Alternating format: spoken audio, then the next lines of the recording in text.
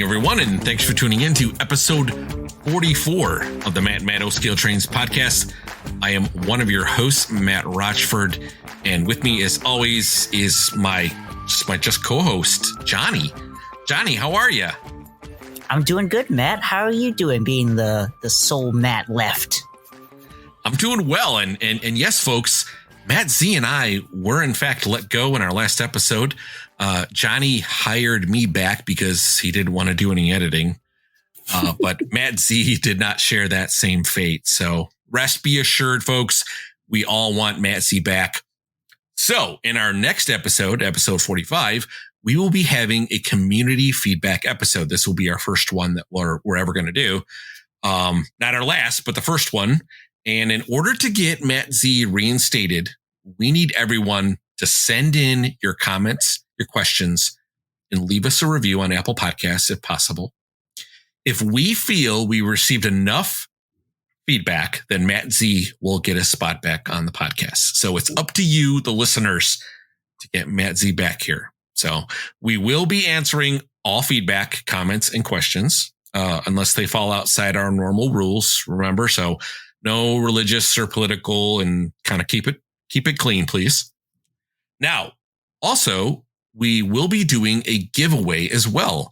All of the hosts and possible reinstated hosts will be picking one piece of feedback each, and those winners will be sent a mystery prize from each of us. So maybe some rolling stock, maybe some other things. So we'll see. We're going to keep that a mystery. So remember, everybody, long time no see. Let's bring back Matt Z. I like that. It's very clever. I think I've got quite the promotion from Mike last time. I went from listener to co-host to dictator. So I think you need to reach out to Mike Reagan and thank him for all this promotion for you. I know. I'm just climbing the ladder here, man. I'm so excited. But yes, I do want to see him back. I want to see Matt Z back, and hopefully we can have him back next episode. Depends on how merciful our viewers are. I know, right? Like, this is out of our hand. Like, this is up to the listeners. Like, we have no say in this whatsoever. You know, so it is up to everybody to get together, send us that feedback.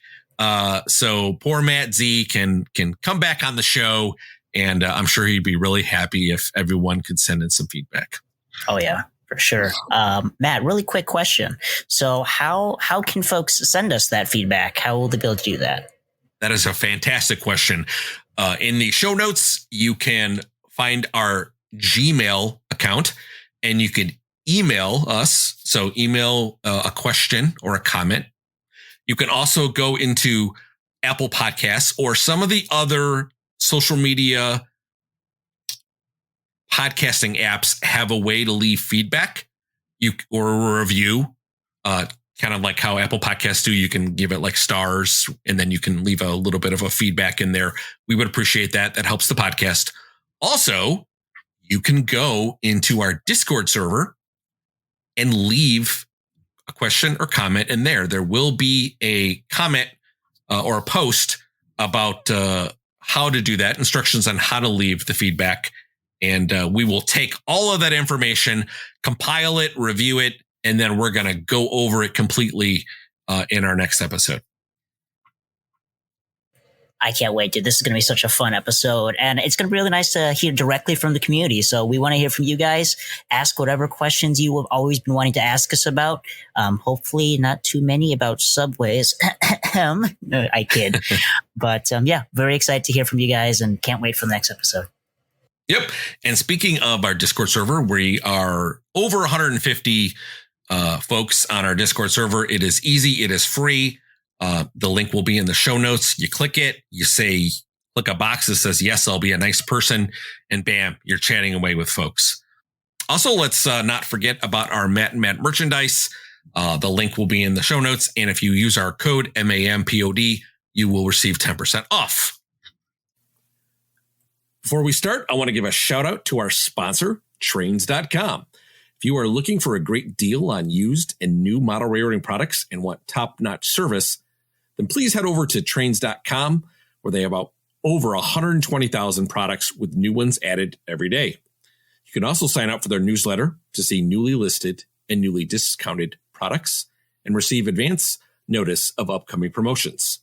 Now, I've been using Trainz.com myself as well as my co-hosts, and we highly recommend them to our listeners. Now, if you're like us and you're always on the lookout for your next engine, join the Trainz Rewards program to earn points on every purchase and unlock future discounts. And if you're an avid collector and want first dibs on new items, sign up for the private car membership to get early access to new listings, earn 5 points per dollar spent, and unlock great benefits like no questions asked returns. Now, guys, don't forget that you'll need parts to keep your engines and cars operating smoothly. And to do this, Trainz has a collection of 15,000 plus parts available on their website for any item you may need. And also, if you're interested in downsizing your collection or know someone who is unfortunately leaving the hobby, Trainz also buys collections. So head over to sellmytrains.com to get a quote. And Trainz makes it easy to sell your collection. Now, if you do plan on buying from them, please use our affiliate link, which is www.trainz.com/MMOP. You can also use our unique one-time promo code MMOP for $10 off a single purchase on the Trainz.com website. All right. Well, Johnny, let's talk about tonight's episode. It is a special episode, actually. It is a Father's Day edition of the podcast. And believe it or not, we will be interviewing 3 generations of a son, dad, and grandfather family. I want to welcome Wally, George, and OG George, the Werderich family. Would that be correct? Yes. So close. Sounds good. The Werderich's here. Close enough for government work. I am like 0 for 2 now in the last 2 episodes. So One more and you're out, Matt. One more and you're out. I'm walking a thin line here. You are. People get you back on the podcast. But George, Wally, and OG George, welcome to the podcast. We have been wanting to have you guys on, and you guys are the perfect guests for our Father's Day episode, because I think you guys just encompass that family tradition of passing down the love for model railroading. So again, thank you for coming on our show. Well, hey, it's great to be here. Thanks for having us on. It's really a pleasure, isn't it, guys? Yeah. Yes, sir. For sure, yeah. Yeah, we're very happy to have you. And it's a very personal thing for me as well to have you guys on. I owe a lot of my my connections in the hobby and all the friends I've made. It all started with GFW Trains. So to have you guys on the podcast is very special to me. So I'm very glad that you guys could take time out of your busy lives to join us here and to talk trains and talk about the history of GFW Trains. All right, we'll talk about everything. Mostly trades. Mostly trains, yeah. All right. So, well, let's get started. I will direct this at OG George, since you're the patriarch here. And I'm going to ask you when and how you got started into model railroading. Okay. Well, I guess, model railroading. My mother tells the story during World War II, where I was just a young folk then, and she got tired of. It was kind of a single parent household. So I had a little wind-up train, and she said that she got tired of doing this, standing on her head, winding up trains. And so she went out and bought me a train. I believe it's in 1946. She got me a little Lionel 1666 with a red caboose, a black gondola, and a Sunoco tank car. And over the years, that was my trains. And my mom would bring the train out every once in a while over the years. And finally, in 1950, I got my second train, which was a Santa Fe 2333 with a Santa Fe operating boxcar, a hopper car and a gondola and a caboose. And that's kind of where the thing started. Of course, I'm still a pretty young guy, but we started putting together layouts on the floor and things like that. And they would stay up for a while. And then as I got in my 11-year-old, 12-year-old age, I got to be a carpenter and started building with plywood and building a layout. And I got some more trains. Always not very much. I think the next engine I got was a very well-used 2332 GG1. And then came a 2046 Hudson. That would have been about 1952. And then 1953, a little 1615 switcher showed up at the house with a Yardbird, like the Yardbird set that Lionel made. And then the last one was a Milwaukee Road 2338 engine that came along. And that I had managed to get track from anywhere I could. I had the weirdest track setups you ever had with trains. I had 027 switches because I could find those. People were throwing them out or things like that. And I had one 022 switch. I remember that. And I had these switches that went with this track that Lionel made that rolled up. And the switch had one side it had one way, the other side it had the other way, and had a little arm out on it. You switch those. And like I say, it was a challenge to get the trains to run anywhere because I had this big pieces of this flex track, and the current going through that flex track was never very good. So the train would start into the flex track going fast, and then maybe it would make it around to the other end of the flex track. The current level was so bad. And like I say, I built several little layouts, and then... So I've got a butt in here. This is Wally. I've got a butt in. My dad's telling this story. There's a fun family story that his cousin that he grew up with likes to tell. So he lived in the house, and like he said, my cousin tells the stories about how they were always putting up train layouts and things on the floor, traditional floor layouts like you might imagine. And they both lived in the same house. My uncle, his cousin, he modeled S-gauge. He was an American Flyer guy. My dad was a Lionel guy, O-gauge modeler. But anyhow, they would make these train layouts that would go all over the house. The house had hardwood floors. And they tell the story about how these two young kids would take screws and screw the train layout.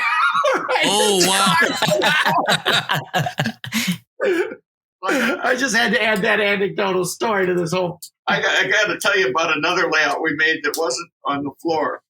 We had it on a 4x8 plywood thing. I forget what we had holding it up, probably a couple of card cables. But we decided we were going to wire this thing with lights. And there was you wouldn't believe now what we did. There was my cousin's mother used to drink this stuff called acidophilus milk. And it used to have a cap. It sounds bad. It wouldn't drink unless it was sour. And the caps on these things used to have wire, uninsulated wire. So my cousin and I proceeded to wire this layout. And not only did we wire the layout, we put it on 110 volts with not a bit of it. Oh my God. We're talking. His mother came home and looked at that. What are you guys? We turned the lights out. All these things. It was really hilarious, but I suppose we could have burned the house down if we tried. Yeah, when you're working on a strap budget, you work on a strap budget. And even getting wire was quite something we didn't have much money. Our mothers both worked. They were both divorced, as it turns out, I found out. And I didn't find that out for many years. But anyway, they were both divorced, and they were both raising these two guys. And we had several. We both liked sports. We both liked trains. And we're a pretty good pair for years and years together. And but I got it. I stayed with the Lionel Trains for a while, and I got interested in HO trains when I was in high school. Went to the dark side. And I went over to the dark for a while. And when I was graduated from high school, I kind of got back in it, and I bought some HO trains, and I had a pretty decent HO layout that I made, but I just really didn't enjoy it that much. So I packed everything away, and that was the end of the trains for a long time until I got married, and the boys came along, and one day I was thinking, oh, geez, I like trains a lot and stuff. I bought the oldest, Wally's older brother, I bought him So for reference purposes, that OG George, I've got a brother, an older brother, and then I've got two younger sisters. So when he says the boys, he's referring to myself and my older brother. So I got him a little 242 Lionel set for 1995. They had two Lionel sets in sale at the Myers store over in Lansing, Michigan. And for Christmas, I bought Bobby this set. The Wabash Cannonball. Yeah, that's what it's called, the Wabash Cannonball. Still got the original box. Oh, my gosh, the original box. I love this set. When my brother and I would drive it, if he got it going fast, the front of the boiler would pop off. Oh, my word. Little cheap classic thing. You got it running fast. My brother and I would try and get it running fast, and the front of the boiler would pop off. It sounds like that was your goal, actually, right? To get it to pop off, right? Yeah, exactly. Fast Friday originated from a very young age. You got it. This was very, very interesting. And it ended up being a little portable layout that his grandfather over in Michigan made for them. And that was always, whenever we'd go over to Michigan, where we spent a lot of time, that the little portable layout, the train would come out. And when we were back in Chicago one time, I just decided, why not I get back into this train thing a little bit? And so I went down to my mother's home, and there in the big steel cabinet that was all my trains. So I brought them out and cleaned them up and everything, but I didn't find it much of the track and that stuff. So I didn't have a good transformer. So getting the trains out was it. And I happened into a hobby shop, and I never had an operating milk car or operating cattle car, and there they were for like $15 each. So now I'm a rich airline pilot. I can afford $15. So I buy the cattle car and the milk car, and it didn't end there. This is the best story. I've got the most wonderful wife in the world. And we went to this train show at Kane, for those of you that live around Chicago, Kane County Fairgrounds. And we were walking around looking at trains, and I pointed out, when I was a little guy, you guys live in Chicago, so you know it. We lived in Old Town, which was not the fancy Old Town it is today. It was Old Town where all the ethnic people lived and stuff like that. And I used to get in the bus when I was 11, 12 years old and go downtown, ride the streetcar, the 22 streetcar downtown. We'd go look at the layouts at Marshall Fields, the Fair Store. Fair Store had a great flyer layout. Fields, of course, had both. And then there was a layout over at Vaughan Seat Store right next to where the, what is it called? The Nederlander Theater, which was the Oriental Theater on Randolph Street. And I remember when I do believe it's 1953, 54, I think, when the Lackawanna Fairbanks Morris came out. And I sat there, and I always wanted that train. Of course, at $44, that was a king's ransom. Could never have that. So my wife and I are walking through this show, and we stop by this table, and there sits a very, very nice Lackawanna engine. And I said, see, that's the one I always wanted when I was a kid. And my wife said, well, why don't you buy it? I said, I don't want to spend $200 on a train engine. She says, well, I do. And so she bought me this Lackawanna. It's almost brand new. And I wish I bought all the other cars that he had, but I didn't think about it. All I wanted was the engine. The cars in that set aren't much of anything. But so that got me going. And then we started building layouts. And the boys now were starting to get old enough to play it. So we we built a couple of layouts. We had an HO layout. We had a pretty big HO layout, didn't we, Wally? It was big. Pretty nice. And I got that going. Still have all those trains. They're sitting in a trunk in my hangar. And in a trunk. Yeah, it's in a big steamer trunk. And then I built an O-gauge layout, and we had both of them going for a while. And then the kids were starting to get older, and we decided we had to turn got a big basement. We wanted to turn half the basement into a recreation room so that the kids could recreate there instead of somebody else's place. So, Dad, but one of the things that you're missing along that timeline is the process where you went over to Hills Hobby and met with the guys there at Hills Hobby, and then got involved with the Train Collectors Association. Right. Actually, my first connection with the Train Collectors Association was over there in Michigan. We were over at by Lansing, Michigan, where my wife was from, at her house, and I scouring through the newspapers looking for ads for. I heard that this was the way you buy trains. So I found this guy advertising trains in Meridian Township. And so my wife and I went up there. He had some trains for sale. Turned out this guy was the Midwest distributor for Lionel Trains at the time. This is, I want to say, about 1979 or something like that. Would that be about right? Well, yeah, that sounds about right. And so his name's Dick Baybach. And he had just about everything Lionel had ever made. And he had this in his living room. He had this great big display that used to be in Lionel Display in the Merchandise Mart in Chicago. It was a great big turbine engine with a headlight coming right at you, and the engine was almost full size, boiler and everything looking at you. And so he invited me to. He says there's a train show over in Grand Rapids, Michigan, Sunday. You want to go with me? And I said, well, sure, I'll go with you.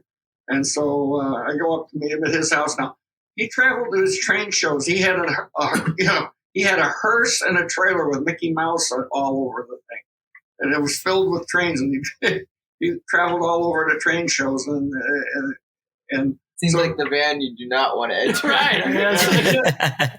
So Dick's a little odd.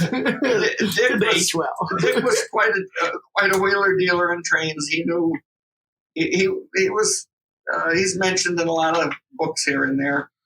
I don't know what happened to him. I haven't heard anything about him in years now, though. I've seen his younger brother. But so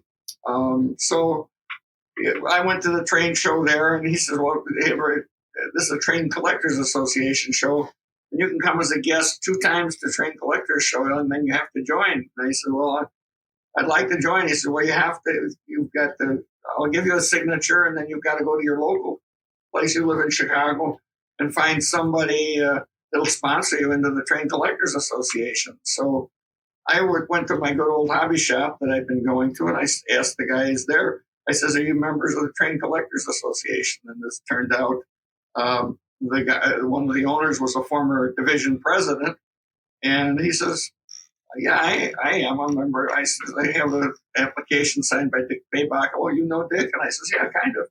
And he says, and so he said, if you meet me at the next train meet, I'll sign the thing for you and come join the club.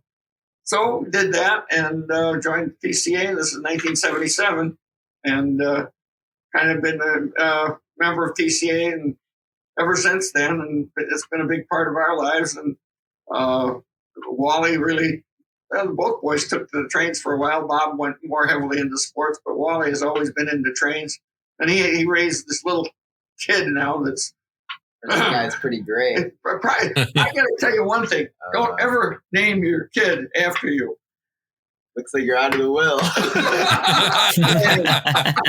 Hey, did you hear that? I just estate planning at its worst right there. Don't name me George to keep him in the will. I'll go back out. I got to. This story is worth telling. I should let them tell this story because I wasn't there. Well, I don't know what story you're talking about. George Wernick won that engine. I see this engine sitting over here on the train layout that I know somewhere on it that's got my name on it. That's a fun story, guys. We'll get that for a second, but it's got to do with it's cool. It's a cool story. It's got to do with two generations, two guys named George Wernick, and one raffle winner. I didn't spend a penny on that raffle, but George Wernick was both, so. All right. I'm gonna tell the story. I gotta leave. All right. So here's what happened. This is fun.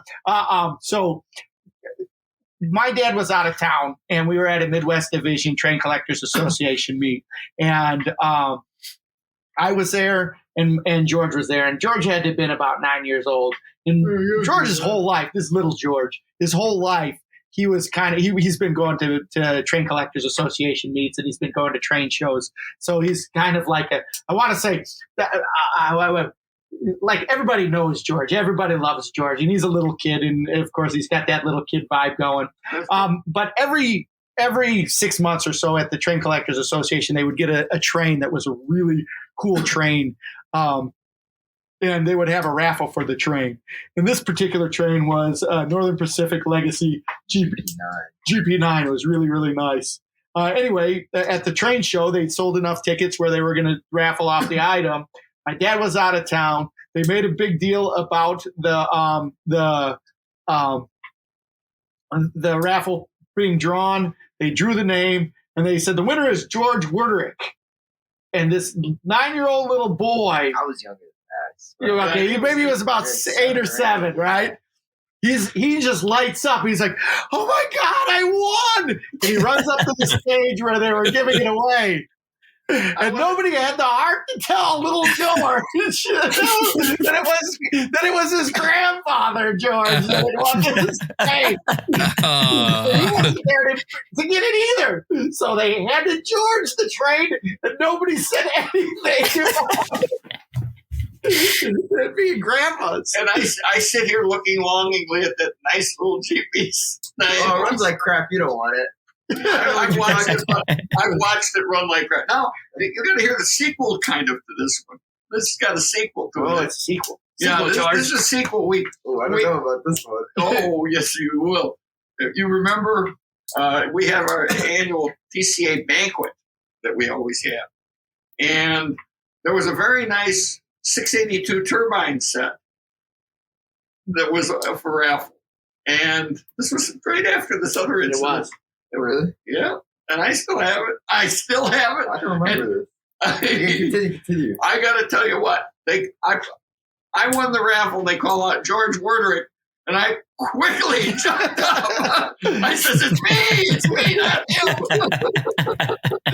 Don't look at my grandson. It's me. I don't know what you're talking about.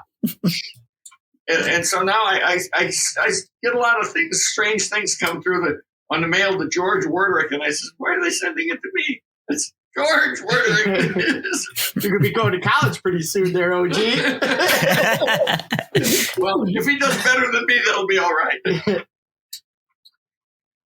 But we as a family have just had a lot of fun. I tell you what. And I'll pick up a little bit where you've led there. So my daddy's always been into trains. He's as you heard, he's from a age where they were literally his favorite toy. Yeah.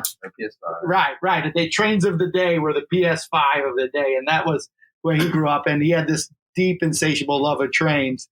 And then he gave my brother and I trains, and my brother and I really liked trains, and trains really took with me. I loved them. I always did. And my dad would take me to shows and train meets, and all over the country we would go. We'd buy collections. We would go to train shows.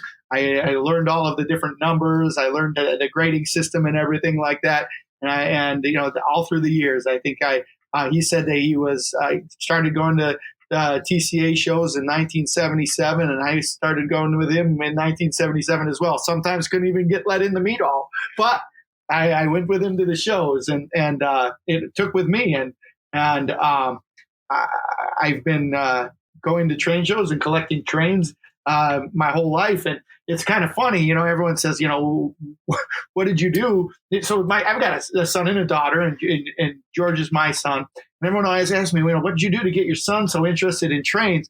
And it's kind of funny. It's not necessarily that I did anything to get my son interested in trains, other than just living the life that I had lived when I was growing up, you know, just dragging him along and doing stuff, going to train shows and being involved with the Train Collectors Association, and you know, taking him with me, introducing him to all of these friends that I had made, and the, you know, people that my dad had introduced me to, and there was quite the trickle down, and I take great pride in that. You know, I take great pride in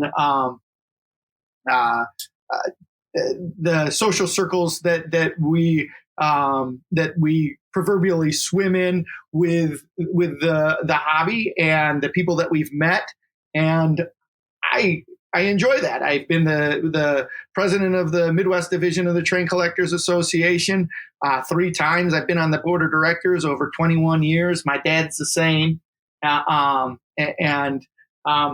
George has said from age 7, I think, that as soon as possible, he's going to try and be on the board of directors of the Train Collectors Association as well.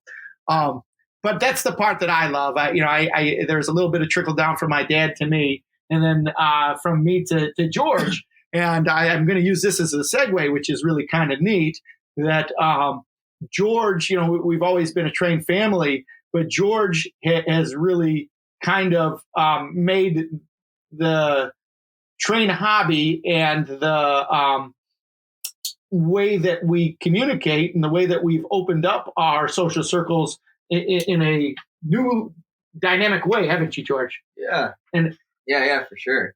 Yeah. The whole. So why don't you speak to that, George, and speak to GFW Trains and how you started from a really young age to where you are now? So basically, when I was little, you know, I did the whole. A lot of people like Trainz did the whole Audamus thing. You know, that was a huge part of my life. And then going to the TCA meets really kind of cemented my love for trains. Going all around the country doing train stuff, because I mean, at a very young age, most of the people I hung around with, or that like, you know, I went to their houses. Everybody had train layouts. You know what I mean? So I thought it was normal for people to have these big old grand train layouts in their basement. And I think up until I started going to school, like probably kindergarten, preschool, or not preschool, but kindergarten or first grade, and I started to go to my friend's house. They didn't have train layouts. I all thought they were weird because they didn't have train layouts. Like, what? Yo, where's your big train layout? Yeah, and so I did that a lot. And then YouTube was a huge thing at that age, man. That's all I did. You come home from school, watch my Thomas videos on YouTube, and then it kind of segued into a lot of stuff like Eric Siegel from Eric's Trainz. I would watch him constantly. And then the other guys, I mean, but Eric Siegel I like to use a lot because he did O-scale trains. And so that was big at the time because there weren't too many O-scale YouTubers, like big O-scale YouTubers, filming videos. And I guess there was JD Stucks too. I watched him a lot when I was younger.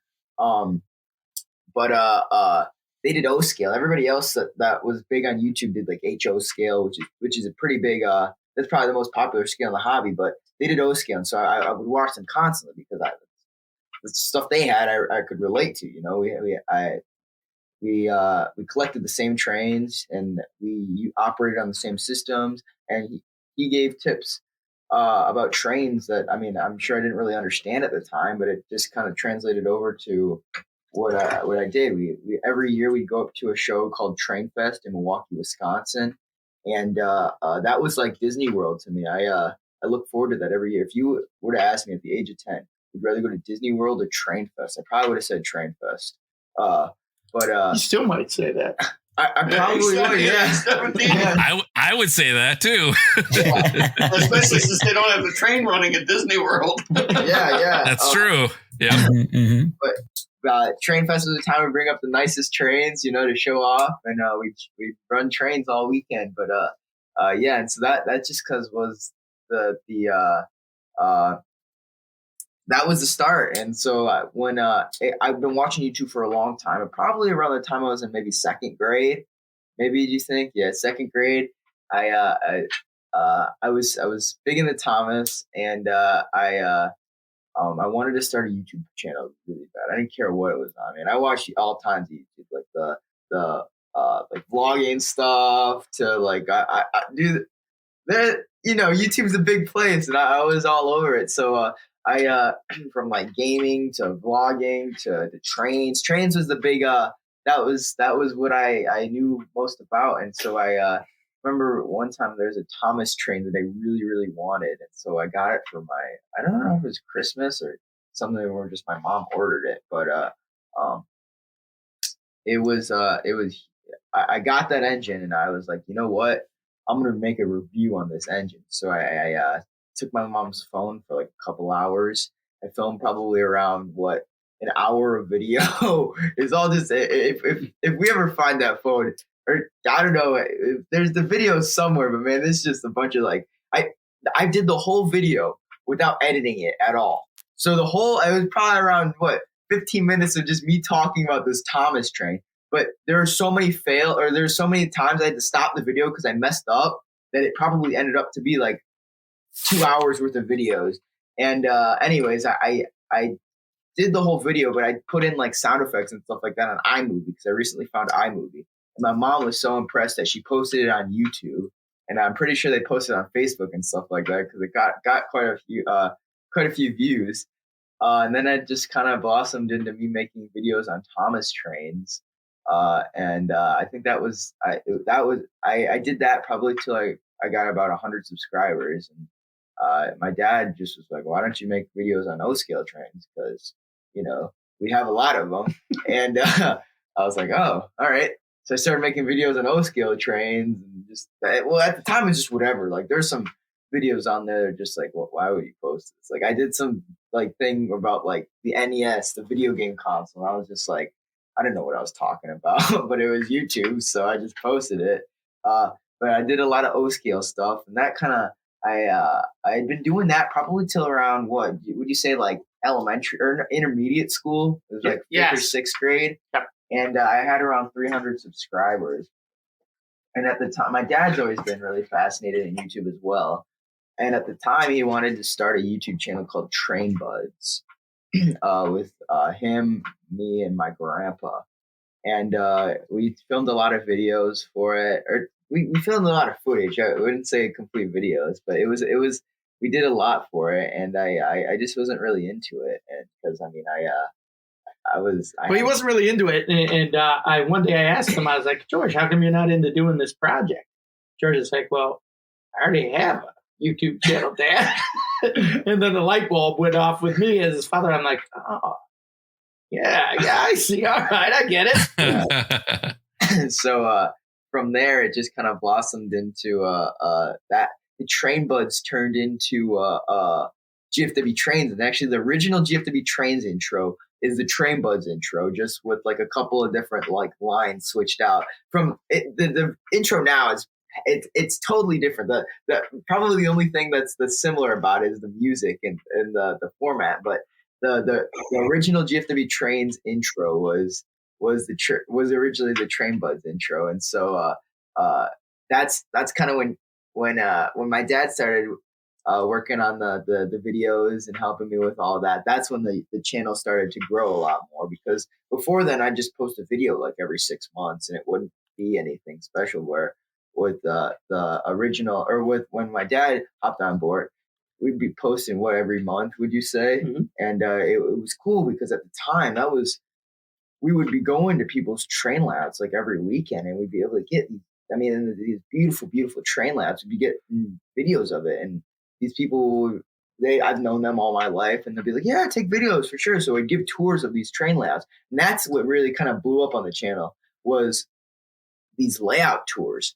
We did we went to some beautiful, beautiful layouts. There's a guy, I remember the one I remember, or there's two I remember that were probably, and if you guys are listening, that this is, it's not to single them out. I love all the layouts that we've been to, but Mr. Ron Brenner's was the first one I remember. Like that was cool. I mean, I'd been to his layout a bunch before, but going there and filming his layout, you were able to see a lot more detail in the layout than you would have if you were just going down there to run trains.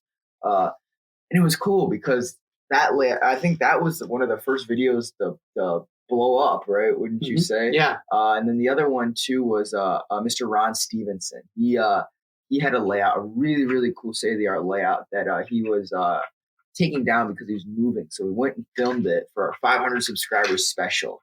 And oh my gosh, that was a fun video because it was just cool. There was a bunch of people down there filming our video, and it did really well. That was kind of the start of the GFW Trains as you guys know it. I remember those are really cool. I mean, there are a ton of layouts that we did like that were just like that are amazing. Like I don't know, I think I take that for granted if you know what I mean. Right. It's some layouts. If I might jump in, it's what's amazing about this is, unfortunately, in the hobby, so many guys are very reclusive about their trains. It's been over the years, even within the Train Collectors Association, there were guys that, you had to have a writ from God to see if you could go see these wonderful layouts people had. And we tried to set things up in the TCA where we started having tours in our local division. With the big conventions the TCA has, they always have them. And you go someplace and you'll get on a bus ride and drive 2 hours in a big over-the-road coach to get to see somebody's fantastic layout. That's one of the highlights usually of going to a TCA convention, is you get all these great open houses that people have of these layouts you'd never dream existed. And the same way around, you guys live around the Chicago area, there are layouts here. I know guys from TCA TCA is not the great big club we used to have, but a lot of these guys are still around. They're just more seclusive now. And having George and Wally doing the show, I know they've gotten a lot of invitations to come film their show, their layouts. And it's great because so many of the older people, the TCA is not exactly what you call a young man's collection.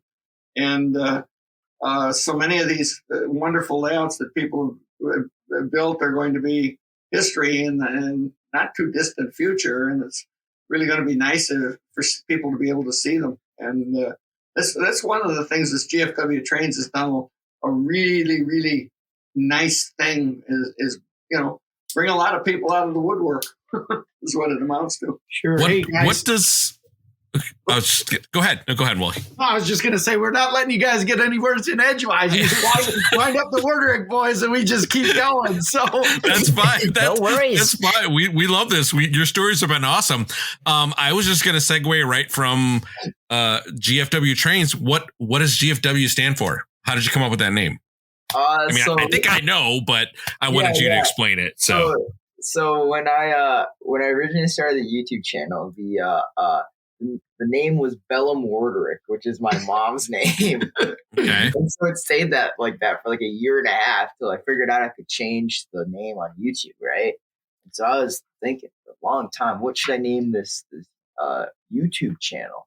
And I went through a couple of names. I don't remember any of them, but it was like I changed it like every week. And finally, there was one where I changed it to GFW Trains. And this is totally a knockoff of Tim from Tim's Trainz, or Tim Fron. You guys may know him. But at the time, he had a YouTube channel. It was called TDF Lines. And so, as you guys can assume, TDF are his initials, right? So what did I been doing? I was pretty young, and Tim was like my role model at the time, the train role model, because we went to the same shows. We were both part of the TCA. So we tend to hang out a lot since we're the younger guys in the club. Although he probably thought of me as annoying at the time. He was like God to me. Still thinks of you as annoying. I totally like copied his name, but I was like, all right, he's got TDF Lines. Why don't I make mine with my initials and just call it GFW Trains? So I did that. And I don't know why I never changed it. It's not that I didn't like it. I just at that time I was changing my YouTube name like every week, but I never changed it. And so it kind of stuck from there. And that's just, it became GFW Trains after that. So GFW Trains are my initials. So GFW, my full name is George Felipe Orderick. So that's what the GFW stands for. And obviously, since we talk about trains, it's Trainz. So yeah. Oh, awesome. That's great. No, that's just definitely something that we were curious to know. Yeah, it's one of those things where, I mean, I can say it's just my initials, but it's kind of got a cool little backstory to it that I think everyone kind of has that with the origin of their YouTube channel name. You know, everyone kind of has a story behind it. And just to go back to Tim really fast, big shout out to Mr. Tim Franz. So he's definitely a friend of ours and a friend of our channels. So Tim, woo woo. Yeah. We love Tim. He's great. Yeah, we do. He's going to be happy that he was mentioned in the podcast. So don't let it go to his. Don't let it go to his head, though. Don't let it go to his head. So should we just bleep out Tim? Then he'll have to guess who we're talking about. Yeah. Exactly. No, we'll leave it. What is your so for each of you? I don't know if you all share the same one, and this is kind of a interesting question that I put out there. But what is your favorite railroad and why? Ooh, that's good. I'm going to start with this one. Okay. Okay. My favorite railroad's the Milwaukee Road. And the reason why it's the Milwaukee Road is I grew up in Bartlett, and the main line of the Milwaukee Road, or one of the main lines of the Milwaukee Road, runs right through Bartlett. So growing up, Milwaukee Road trains I ran right by my house all day long, and I just grew up with the Milwaukee Road is literally my backyard railroad. You lived in the era too where the Milwaukee Road was like everything. Right, They were running like everything. Right. Yeah. But my favorite railroad is kind of a funny story. So I never really had a favorite railroad. Actually, that's not true. There was one for the longest time. My favorite railroad was the Norfolk Southern. And the reason for this is there's a guy that belonged to our club. His name is Ethan. And he had all the Norfolk and Southern diesels. This was my diesel phase. There was a time where all I loved was diesels, but the modern diesels. And Ethan had Norfolk Southern diesels. So I was like, oh, these are cool. Although they have like probably the lamest paint job ever, that Norfolk Southern was my deal. So I have my very first TMCC locomotive was a Norfolk Southern -9. That Santa brought me, and I ran. Dude, that thing is probably the most miles in our collection, other than the Class A. But holy moly, I take that thing up to Trainfest every year, and Ethan would run these big long freight trains, right? And they'd be all modern scale cars, weathered, real nice. And I was like, oh, I like big long freight trains, right? So what I did is I just brought every single car I could find. 027, post-war, and then running behind this -8 or -9. And there's a couple times where it stopped running because it would get really hot from pulling all these cars. But so the original is a Norfolk Southern. As I got older, I had the obsession for the cab forward. And Everybody drink. Everybody has to have a drink. I don't know where this obsession came from. It's because it was an articulated steam engine that was different. It looks different. In my opinion, it looks really cool. And cab forward and unit trains. I loved my unit trains. Unit trains came from Trainfest. We have a friend of ours, Bill Coburnus, who has a really cool unit train of these kids club box cars from a convention that happened in Chicago that the Train Collectors Association put on. We brought it up to Trainfest, and I was obsessed with this unit train. So I came home from Train. Oh, and he also brought the cab forward. And that Trainfest, he said, George, you can be. I never run my cab forward, so you can be the caretaker of this cab forward. And I was that's where our cab forward comes from. So, anyways, the unit trains. And I was in my unit. I still like my unit trains, right? And so I was thinking, what should I make my unit train of? And Bill goes, yeah, you like the Southern Pacific, right? You should ask Mr. Ron Miller, another guy in our club. He's got a bunch of Pacific Fruit Express reefers. And I never asked him. I was too scared to. But I ended up getting a bunch of PFE reefers. And so I tend to my favorite railroad's the Southern Pacific. Although we do have a lot of Union Pacific stuff. So I'd like to put those both in the same, the Southern Pacific and the Union Pacific. Just say Pacific. How we could just say Pacific railroads, yeah. And I just like them. I like them because they have really cool paint jobs, especially the Daylight. The Daylight's one of my favorites. But I like Daylights. They run with the PFE trade, so I like them. Gotcha. No, good answer. And how about yourself, OG George? OG George is going to tell you a little story that you're going to get. Little story from OG George, boys and Story girls. time. Way back a long time ago when I was just a little punk on the other side. After Grammy was done, lining up a train. After, when we were, my cousin's a little older than I, and we used to go down to a bank where his mother used to cash her paycheck, okay? And we'd take the Ogden Avenue bus down to this place. And while she was banking, they used to have a rack full of timetables from the railroads, the airlines, and things like that. So we would go there and we'd get one of each, at least one of each time we'd go. Finally, the bank said, wait a minute, these things are disappearing and these kids are taking them. But anyway, we used to play a little game that we used to have. We'd take these schedules and these things, and we'd pick a city. And you had to figure out how to get there by train, plane, or bus or what. And of course, whoever owned Greyhound bus always won because you could pick out some town that no railroad would dare go to. But anyway, as we'd sit there and each of us would pick railroads and airlines and things like this with a timetable. So that was our team, and each guy would have those. Well, the two very, very last ones that were always picked were a railroad called the Monon Railroad and an airline called North Central Airlines. And would you believe this? Okay, my cousin got a job with the Monon Railroad. He'd gotten out of college, and he got a job with the Monon Railroad. And the day after I graduated from high school, I was working while I was in high school as a copy boy at the Chicago Tribune, and I get a call from my cousin. He says, "Did you take a full-time job at the Tribune since you graduated?" And I said, "No." He says, "Don't." He says, "I want you to come down and interview for a job at the Monon." So the second day after I graduated from high school, I got employed by the Monon Railroad.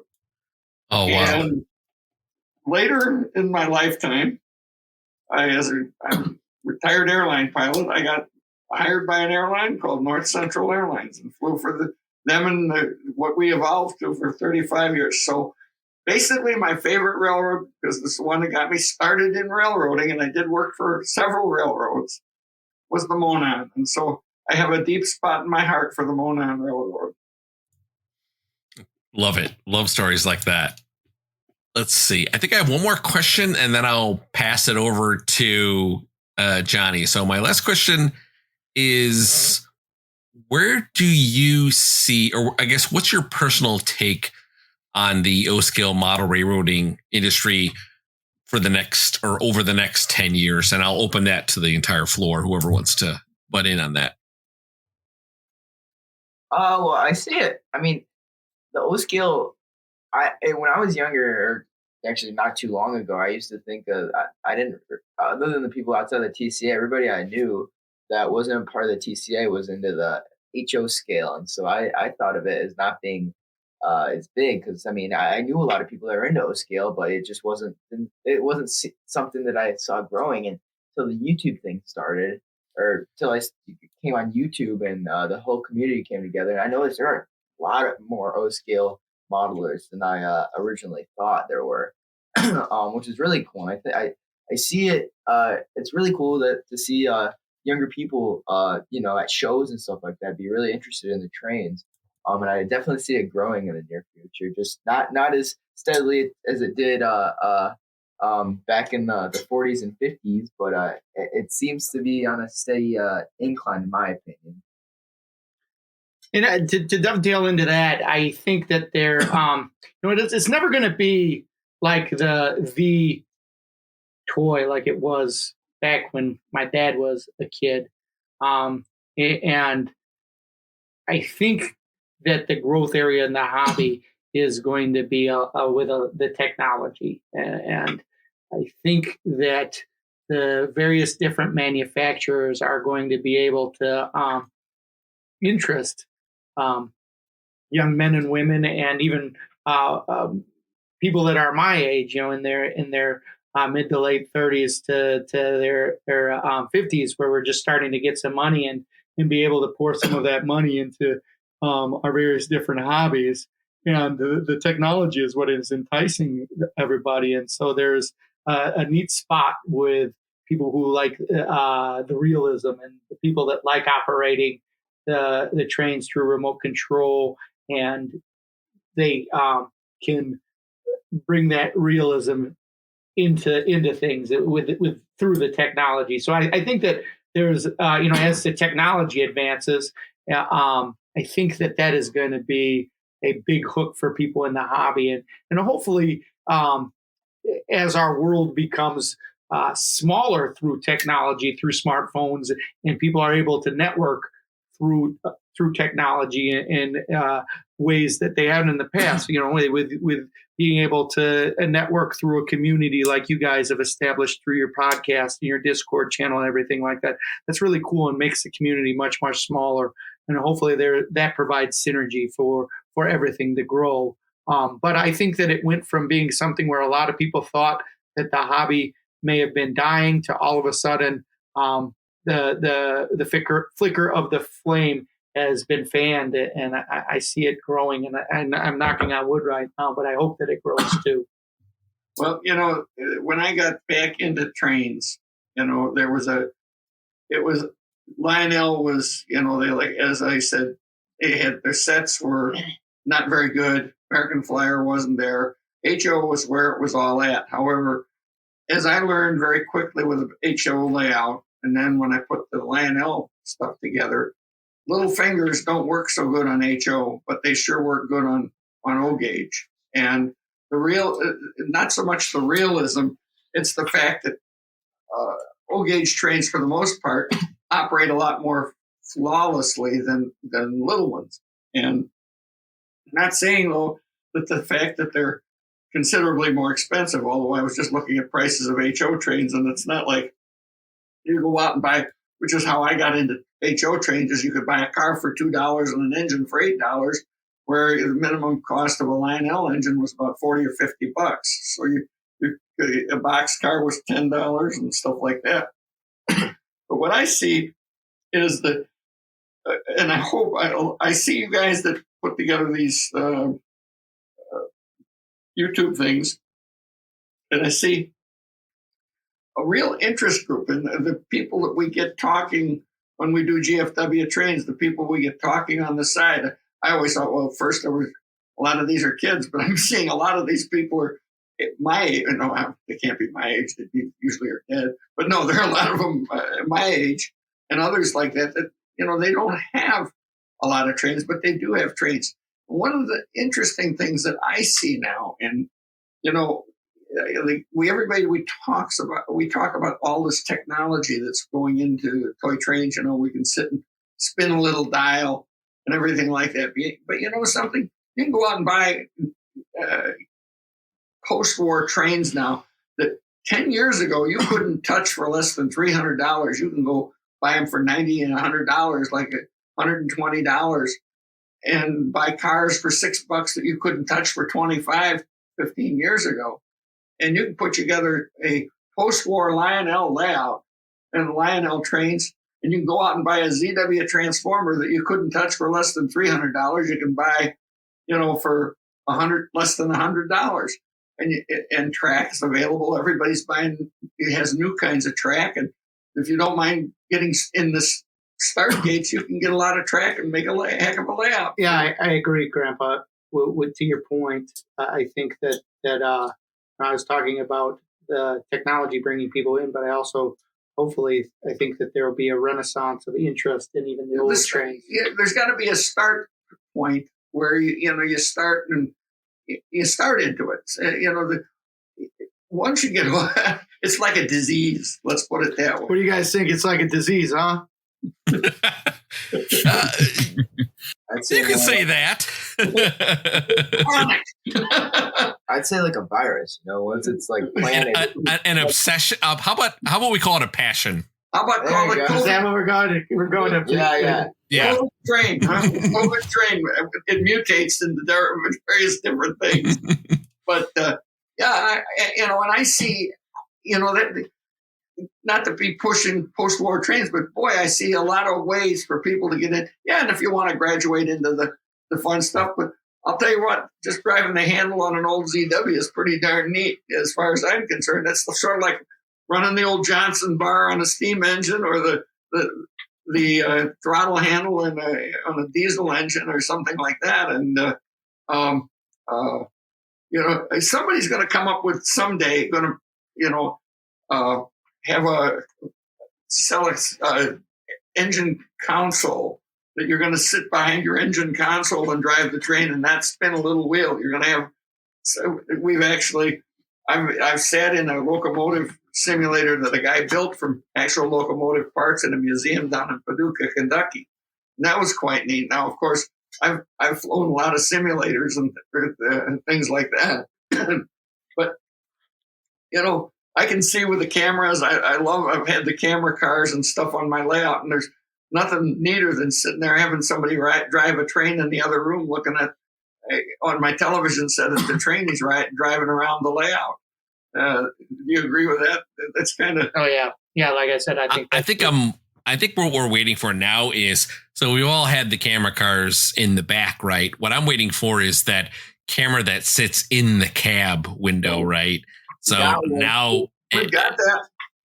Yeah. I mean, you could one that's like integrated into the cab coming from the factory, right? Yeah. Yeah. Well, we have everybody forgets that Lionel did that. Was that called like Lion Scope or? Yep. Okay. Well, I've got the train that operates is the only good old black and white camera. The only bad thing about it is you use like little 9-volt batteries and it only lasts for 25 minutes. Okay. Then, I have that. I still have it. I used to set it up on the layout all the time. We had a little red television, about a 7-inch screen, and it running right out of the front of the engine.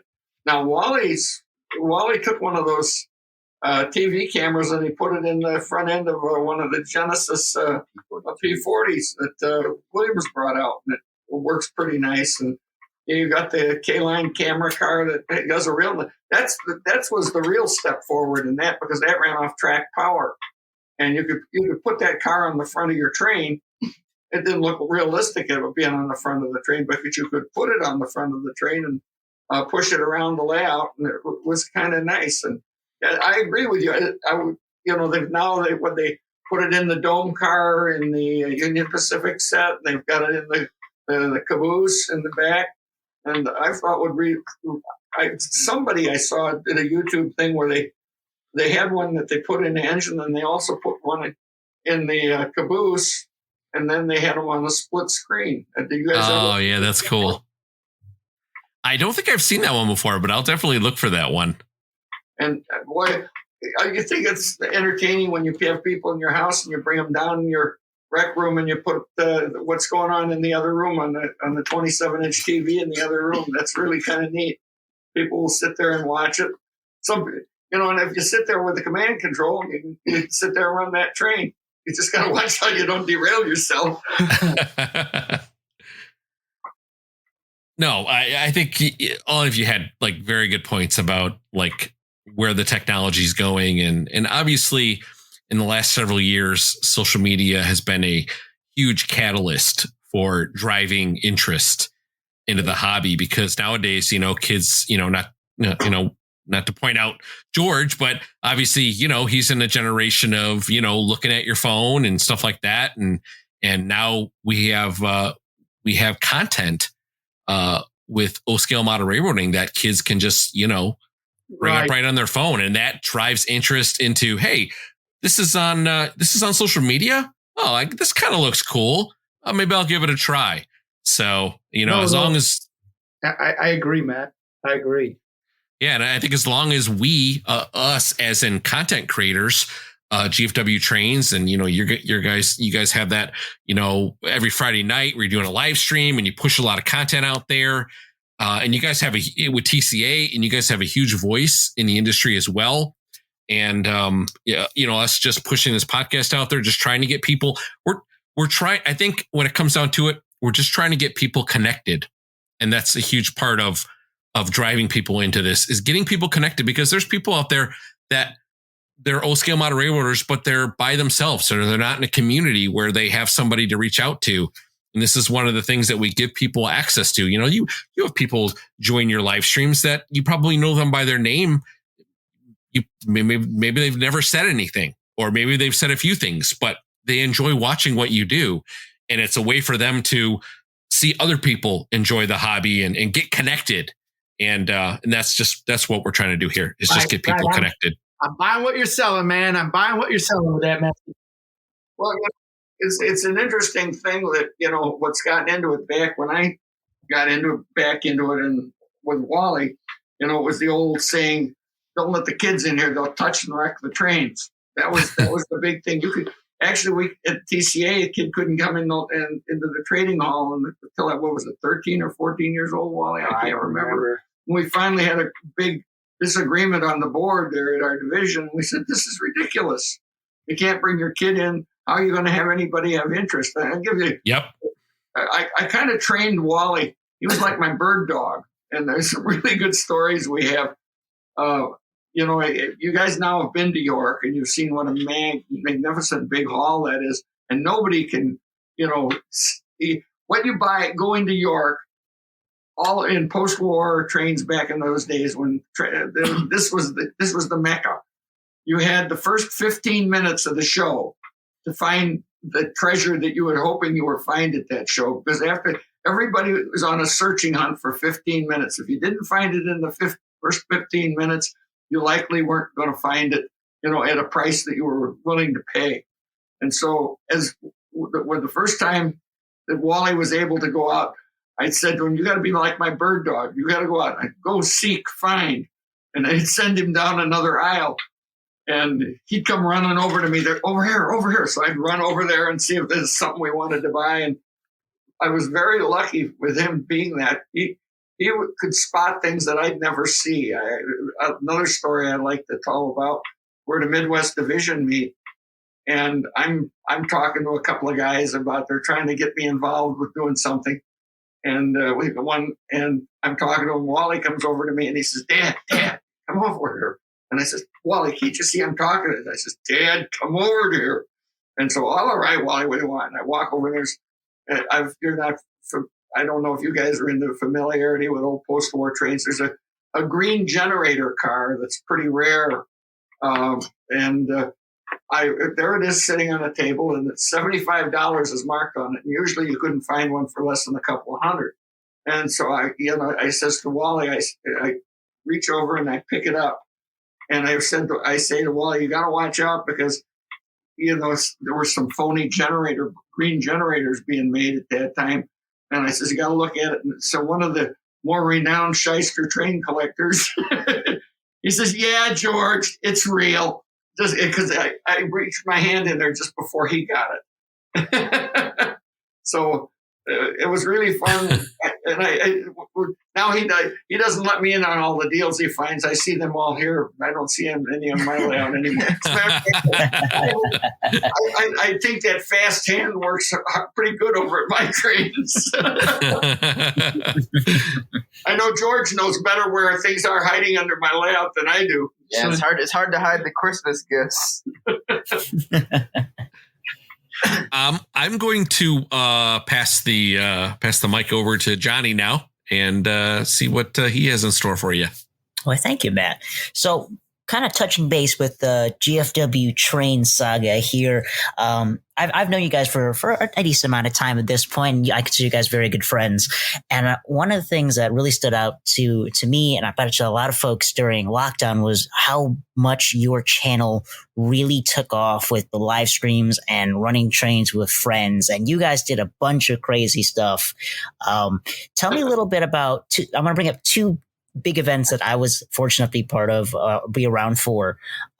Was tell our viewers a little bit about Fast Friday, and also tell us a little bit about the craziness of the 24-hour live stream. Never again are we doing that. All right, so George talked a little bit about his YouTube channel, and we had started to make a lot of videos, and it was really starting to take off right before the lockdown happened, and then the lockdown happened, and George and I, as well as probably just everybody else everywhere, was bored of anything to do. Yeah, right.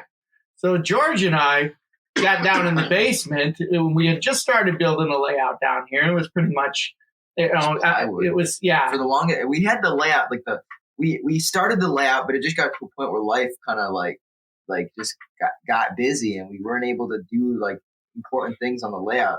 But the COVID really gave us, or the lockdown really gave us a really great opportunity to finish all those things. But we had no outlet. Yeah. So all of a sudden, one time, as we're building the layout, George says, "Hey, how about if we live stream?" Yeah. So like, oh, all right. So I think that there might have been like 2 people watch us, and George and I were just goofing around all night. Yeah. We had a good time, so we did it the next day. Yeah. And we did it the next day. It just turned into and we just every day, George and I started to live stream every day, and we don't have a plan. It turned out from being the MacBook on a part of the layout, then we started to add. We tried to get it a camera angle, so we put it on a couple of shoe boxes, and then from there, we were literally, our camera was the camera on the MacBook. Yeah, it was really choppy, and the volume was, or the audio was really bad. So the audio was I think that was the first thing we fixed, right? I at the time, I think we just got a bigger shoebox. That was the first thing we fixed. But I was really quiet on the streams, and everybody never could hear me, right? And so that was the biggest thing. We just the volume, and so we eventually got the audio fixed, and that was so great. So we started calling the live streams "Running Trains with Friends." That means you guys, right? And as we were doing this, we're just 2 guys that are stir crazy. So then on the live streams, we started train racing. Yeah. And we started train racing, and so part of our live stream every evening would be to run trains around the track and racing trains around the track. So it was train racing, and as the lockdown kind of died down, we stopped doing it from every day when we started doing it every Friday, and we had a couple of we love IndyCar racing, and we love the Indianapolis 500 in particular. And there was one day right before they do the Indianapolis 500 that they practice, and they call it Fast Friday. And somebody came up with the idea to call our live stream Fast Friday, because we were always racing trains on the live stream. So we did that, and we had a lot of fun.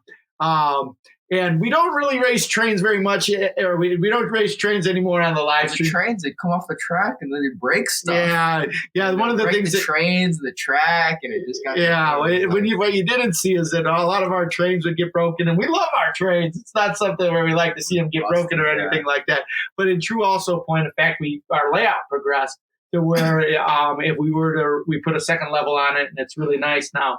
And I think if we were to race trains on it, there'd be a lot higher rate of them breaking. Yeah. So that's Fast Friday. And then the other thing was, so the 24-hour live stream, George had reached 1,000 subscribers on his special, and we were talking about different ways that we could celebrate, right, George? And so we said, hey, all the vloggers do these 24-hour challenges, right?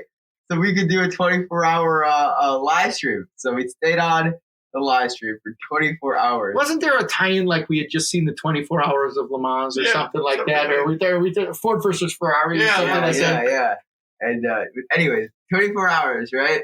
And so George has this crazy idea. We're trying to think of we're talking with people on the stream about how he could celebrate 1,000 subscribers, and then the light bulb went off. 24-hour live stream. Man, I thought that was gonna be easy at the time. I thought it was easy. Oh boy, was I wrong. But yeah, so for 1,000 subscribers special, the 24-hour live stream, we had people on constantly. We created it so we got people to, or we just all of our friends come on every hour, including you, Johnny. Thanks for coming on. Yeah, of course.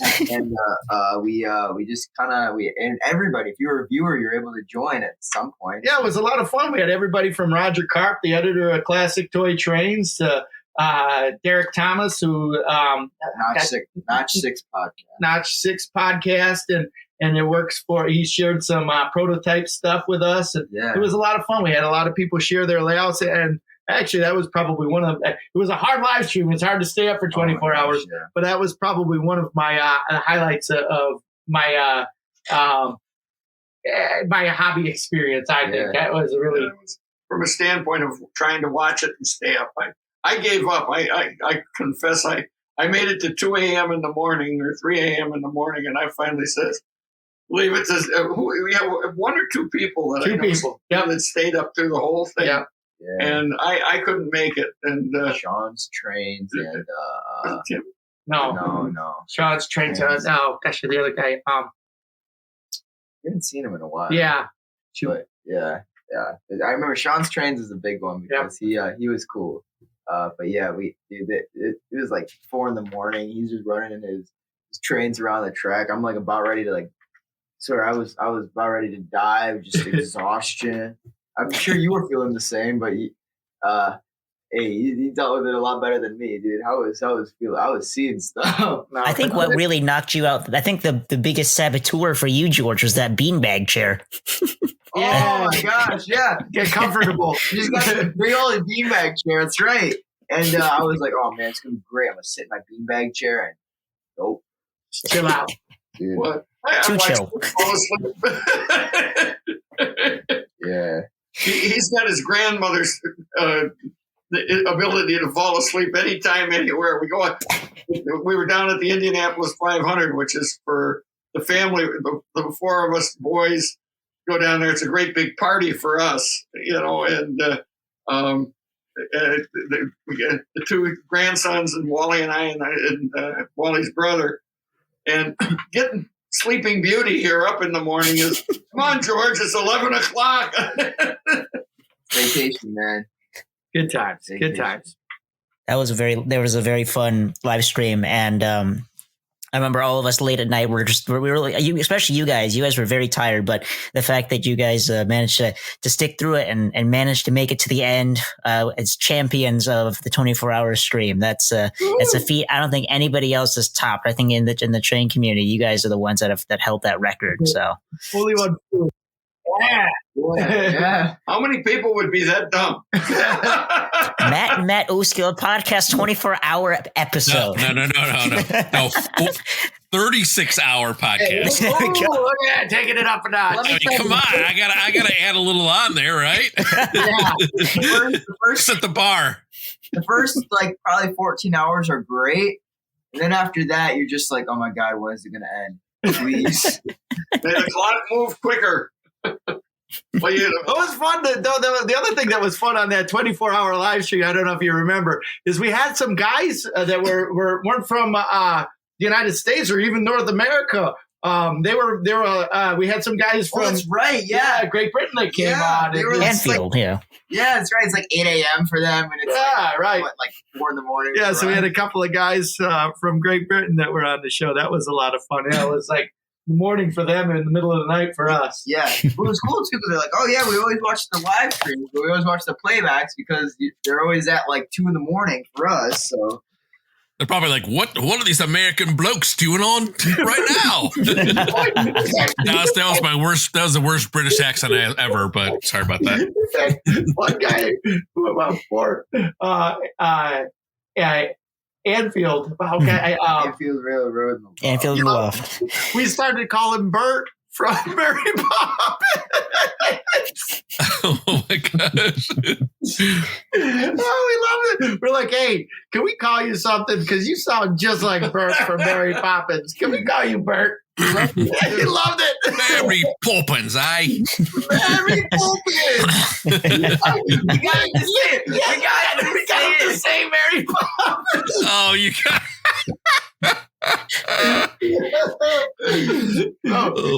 It's like 5 a.m. and we're just listening to the Airfield Road Railroad say Mary Poppins. We kept saying them over and over.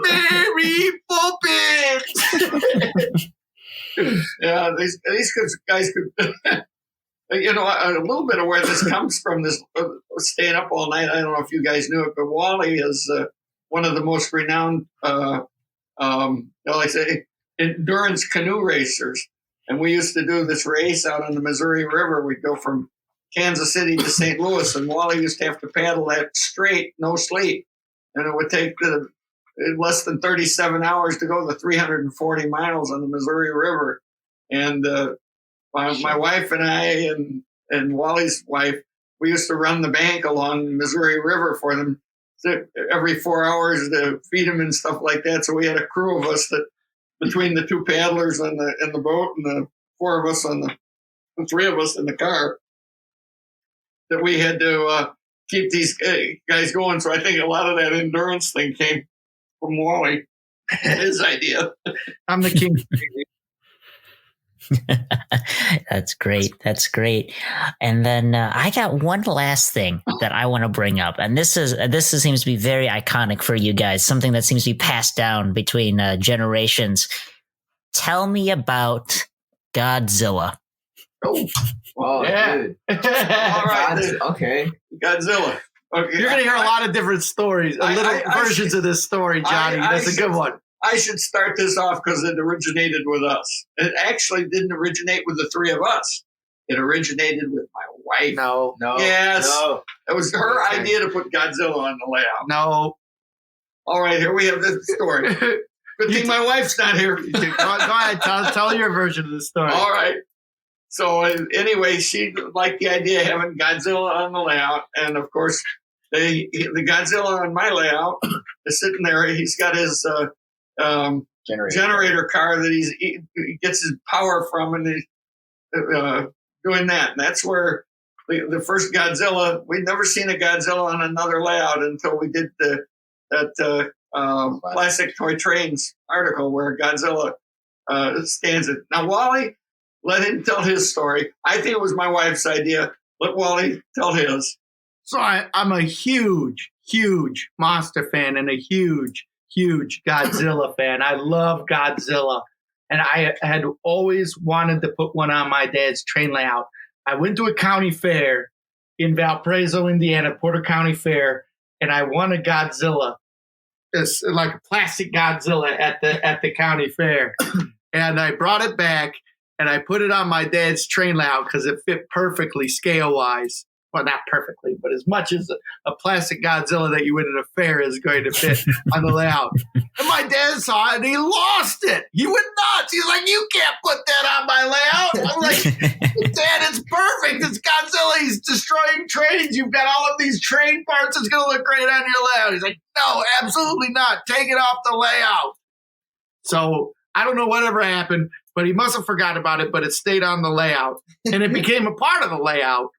And then a couple of years after that, my dad's layout doesn't get brought up too much on the GFW Trains, but my dad has one of the nicest layouts in the Chicagoland area, if not the Midwest. It's a beautiful layout. And it's a toy rail layout. It's something that is not high rail. It's not a toy layout. It's somewhere in between, where you look at it and everything fits together, but it's not scale, it's not toys, but it all fits together, including this Godzilla. It looks right together. It all looks right together, including this Godzilla. But anyway, Classic Toy Trains saw the layout when they came to Train Collectors Association convention. They came out and did a piece in Classic Toy Trains in 2002. No, 2004. The convention was 2002, and it was in the Christmas issue of 2003. Okay. So it was in the Classic Toy Trains. And wouldn't you know, out of all of the things that you can take beautiful pictures of on this layout. They took pictures of this portion of the layout that I had put where Godzilla was smashing some trains and had a power car in his mouth. And that got put into the layout. And ever since then, we've seen that pop up on layouts around and pictured and everything like that. And then, of course, when I built my layout, I had to incorporate my monsters too.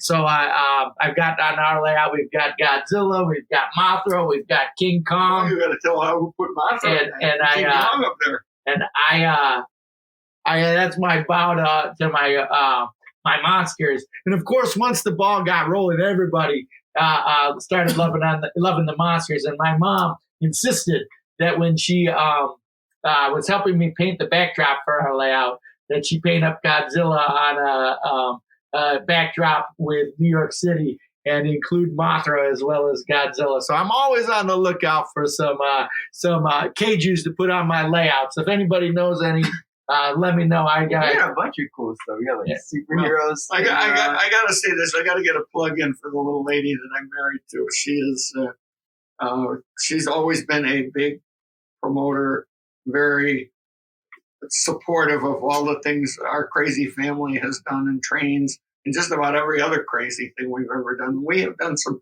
real crazy things, this family. And my wife is usually the instigator of most of them. And I give her a lot of credit. She did all the scenery on my layout. It's the thing I'm so proud of my layout is how it looks. I go down there, I play with my trains alone. I don't have a son at the house anymore. Of course. That was a guilt trip right there. Huh? Whoa. Hey, man. He'll quit his job in a couple of months, you guys. Right. I can go live in your basement.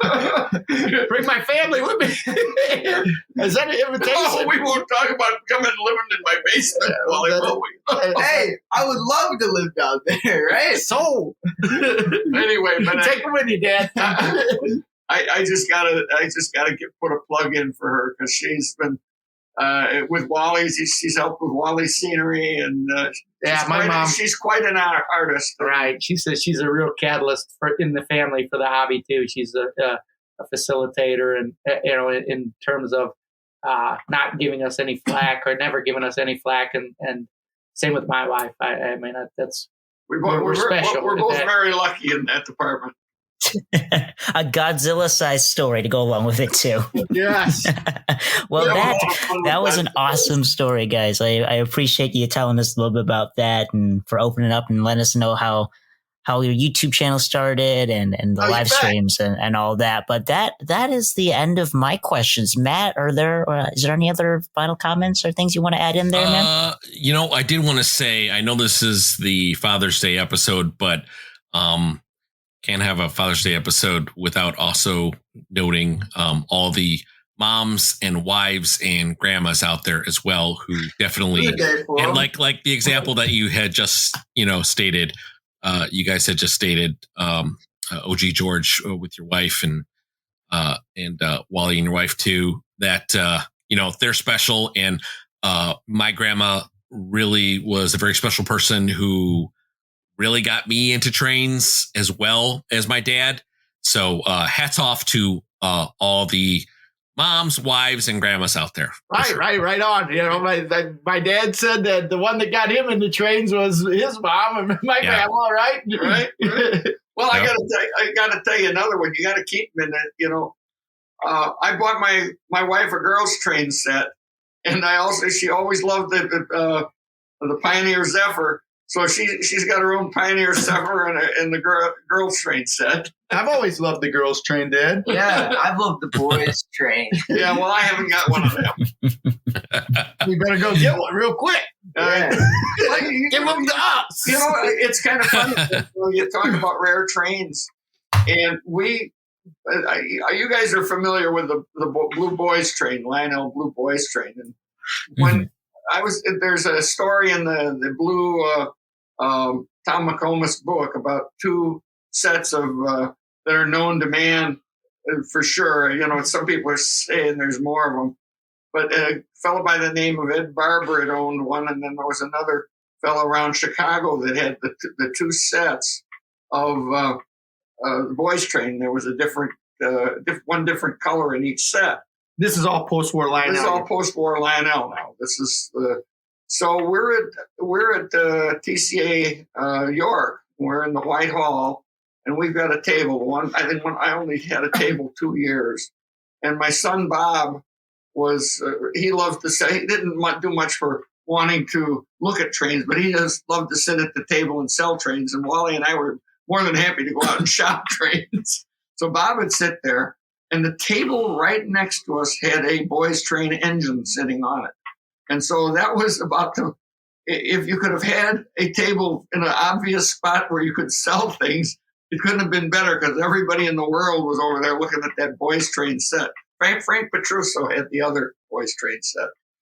And so that's the only one I've ever seen as the engine. And I've seen the pictures of the ones that Frank Petruso and Ed Barber had. But some people say there are more out there, but I always say, put them all together at the same time and let's see.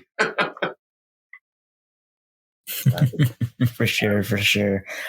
All righty. Well, Matt, I will hand the baton back to you. Are there any other things you want to add in there as well? I think I am all good, except for thank you so much, you guys, for joining us tonight. You bet, Johnny. Thanks. Thank you, guys. Absolutely. Yeah, thank you so much to the three of you for coming on our Father's Day episode. And you guys were just the absolute perfect guests for this. just to let you know that this is your stories are awesome, and we want to obviously have you guys on again for sure. Sure. Yeah, that'd be awesome. All right, awesome. And George has a face for radio. He does. That's all right. I do too, George. So we're together. But like all our guests, we want to make sure that folks know where to find you. So please, GFW boys, let people know where to find you.